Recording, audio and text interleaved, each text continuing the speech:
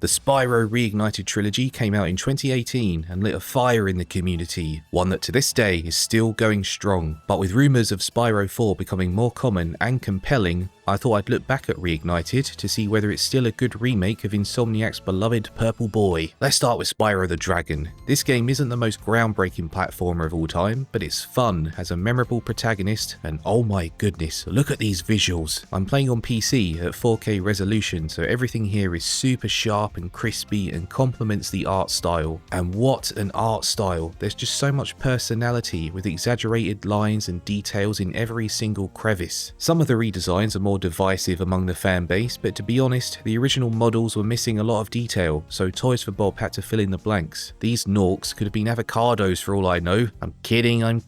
There's a lot of charm to the original designs. However, I do think Toys for Bob did a good job redesigning them for the modern age. For those who don't know anything about Spyro, the story is that the dragons who rule over these lands have insulted a guy called Nasty Nork on TV, and as a result, Nasty casts a massive spell that turns the dragons into statues. He then takes over the dragon realms. Spyro dodged the spell by being small enough to duck for cover, so he's the only one who can stop Nasty. Along for the ride is Sparks the dragonfly, who guards Spyro against attacks. You can see how much health he has by the colour of his body. Yellow means full health, blue means Spyro has been hit once, green means he's been hit twice, and after that, the next hit gets rid of Sparks completely. If Spyro takes one more hit without Sparks, he loses a life. Oh, look at this cute frog. He's having such a grand old time.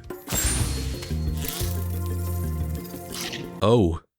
Spyro is a monster. Okay, look, the reason he's done that is to make a butterfly appear, which restores Sparks' health by 1 tier. Sometimes a blue butterfly will appear, which gives Spyro an extra life as well. Why do butterflies appear when you torch these little critters? I have no idea. The goal of Spyro the Dragon is to explore each level, rescue dragons, collect gems, and liberate dragon eggs from thieves. We'll talk about those later. The original game's dragon designs were very samey, so rescuing them wasn't as satisfying as it could have been. But here, Toys for Bob made sure to give each dragon a unique look, and one that corresponds with the realm they're in. For example, in the Artisan's homeworld, you'll see dragons that are writers, artists, inventors, etc. While in the Peacekeeper's homeworld, you'll see warriors. That's really cool. My favourite dragon is this dude in Town Square.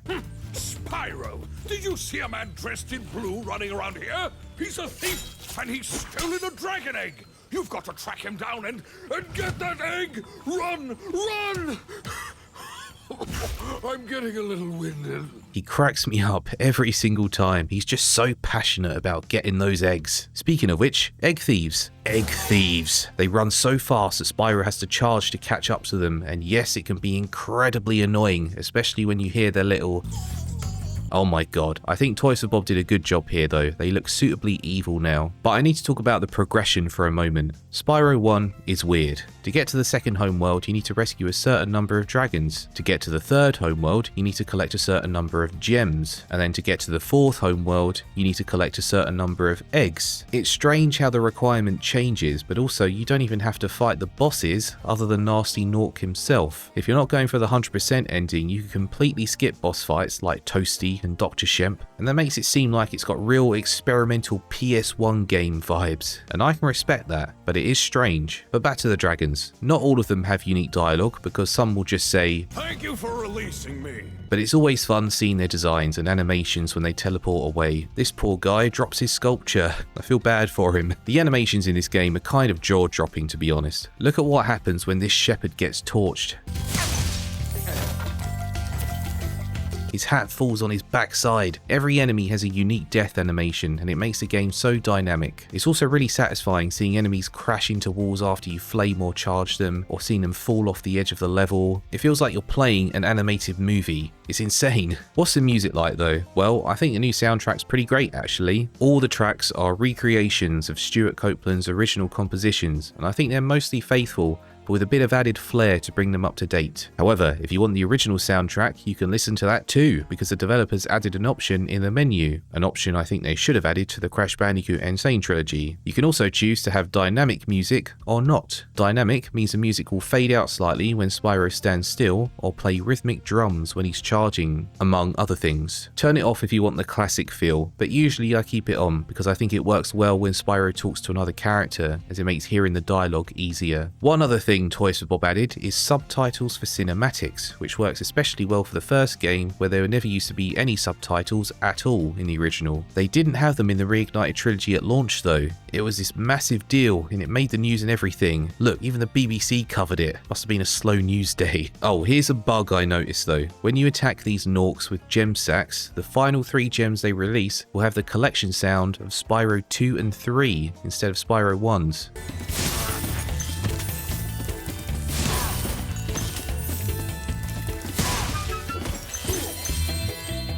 It's weird. Also, whenever I exited a portal back to the home world, I noticed a brief graphical artifact, like a flash of the transition between levels. I don't remember seeing it on console, so it could be a PC thing. It also never happened in Spyro 2 and 3. Lastly, I want to say that the controls are smooth as butter. Spyro moves like a dream. He has the perfect weight and it makes traversal a delight. But this strafing roll is something I've never been able to get my head around. I don't use it because I can't find a situation it's good for. Even more baffling is that they added it to Spyro 2 and 3 when those games never had it in the first place. Anyway, I love the reignited version of Spyro 1. I think it's better than the original. The unique dragon designs are amazing, the music is great, the visuals as a whole are absolutely beautiful, and the controls are perfect. There's no doubt in my mind that this is a great remake. And actually, you know what word comes to mind when I play Spyro 1? Cozy. This game is the definition of a cozy platformer, and I think that's great. Before we move on, don't forget to subscribe to the channel if you want to see more videos like this in the future. I'd really appreciate it. Also, let me know in the comments what you think about the Reignited Trilogy. So, now we move on to Spyro 2 Ripto's Rage, which is my favourite of the trilogy. Have this.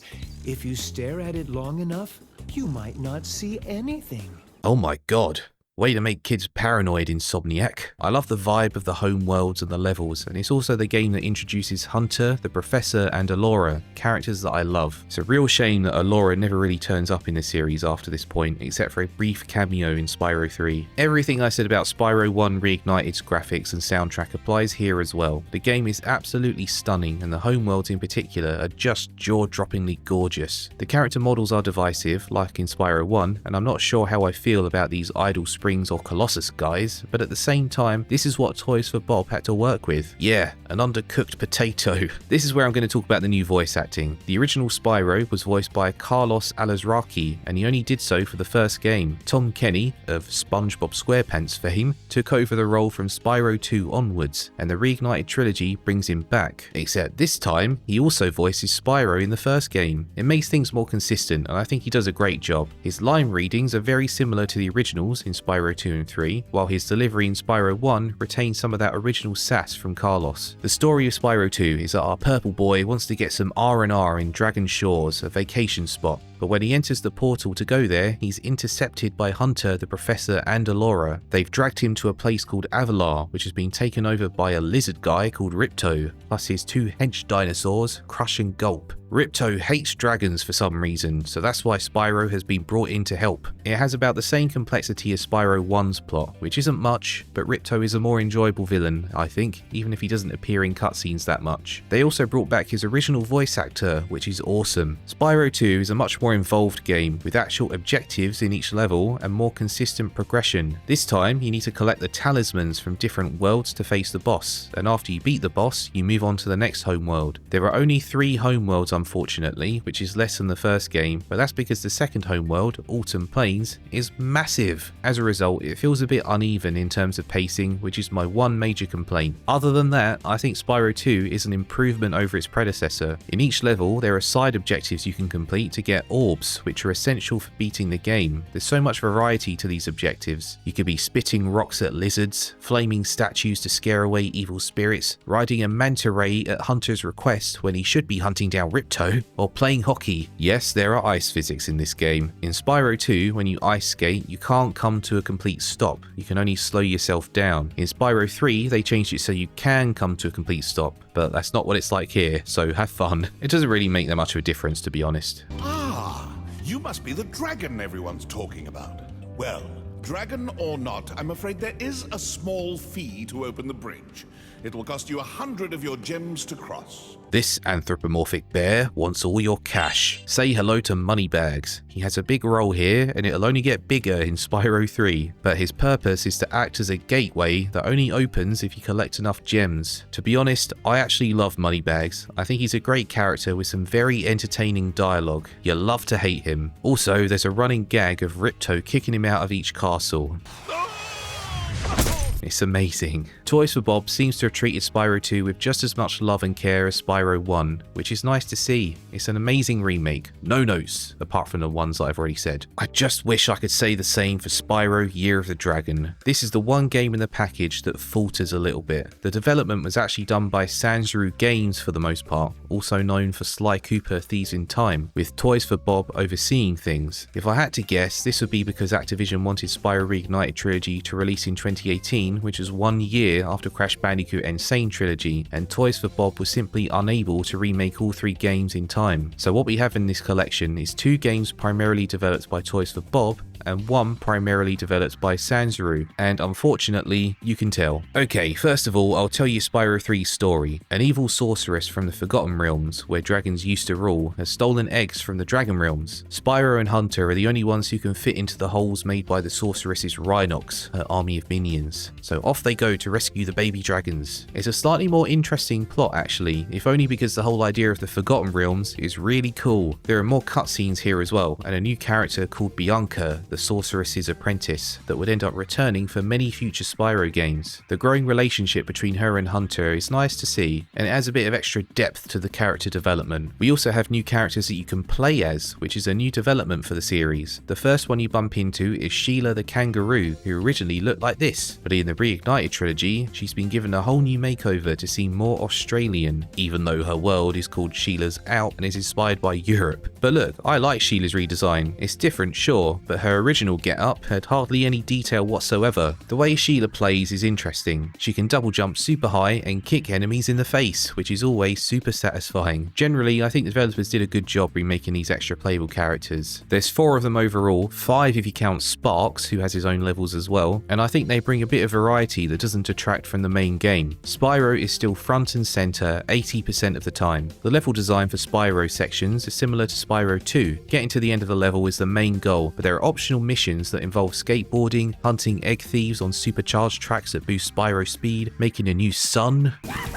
and more. It's great stuff. But why is Hunter holding back eggs as rewards for making Spyro perform like a circus monkey when he knows how important the eggs are to the dragon population? Some friend he is. Now let's talk about the game's general polish. One thing that struck me was the animation when rescuing dragon eggs. They hatch, the baby dragon does a little performance, and then a blue teleportation effect takes them away. But that effect doesn't fade out naturally, it just abruptly stops, which looks super rushed. Considering this is an animation you'll see 150 times, I'm shocked it isn't better. It always annoys me every time I play. Next we have the dialogue boxes. In Spyro 2, whenever you talk to an NPC, there's a text box that appears. When you press the button to exit the dialogue, the camera immediately pulls back so you can return to controlling Spyro. But in Spyro 3, the dialogue box stays there for about a second before the camera pulls back, making it feel more sluggish. It's so annoying, especially after playing Spyro 2, and I don't know why it's like this. There are also bugs even after the game was patched. Listen to when Sheila collects a gem hidden inside one of these rocks.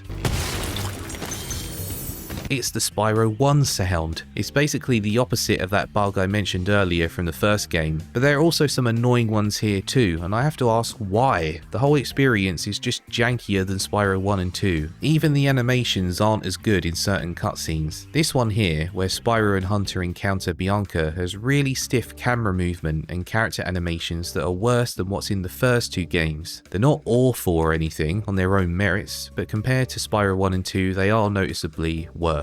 It's a shame because Spyro Year of the Dragon was the first Spyro game I ever played. I have so much nostalgia for it, and I think the original on PS1 is an absolute classic. However, the Reignited Trilogy version feels rushed. I just can't escape that feeling whenever I play it. Visually, it's just as colourful and boldly designed as the first 2 games, and the soundtrack is fantastic. But the bugs and the seemingly rushed animations make this less of a great remake in my opinion. But I am aware that this is probably me nitpicking as a fan of the original, and you might feel totally different different. It's still an extremely good game. I just wish it was more polished. Still, it does have this scalding burn. You'd think the sorceress would want more rain after what the sun has done to her skin. Damn! Overall, I think the Spyro Reignited Trilogy is still a good remake of the original PS1 classics. Year of the Dragon has issues with polish, but again, I might be nitpicking. These games are still absolute gems. See what I did there? And are definitely worth playing if you've never experienced them before. God, I can't wait for Spyro 4. The original Spyro 4 was Enter the Dragonfly, and we all know how that turned out. The bar cannot be lower. The new one can't possibly be any worse. Anyway, thanks for watching. Subscribe to the channel so you don't miss out on future videos like this. Have a great day or night wherever or whenever you are, and I'll see you next time.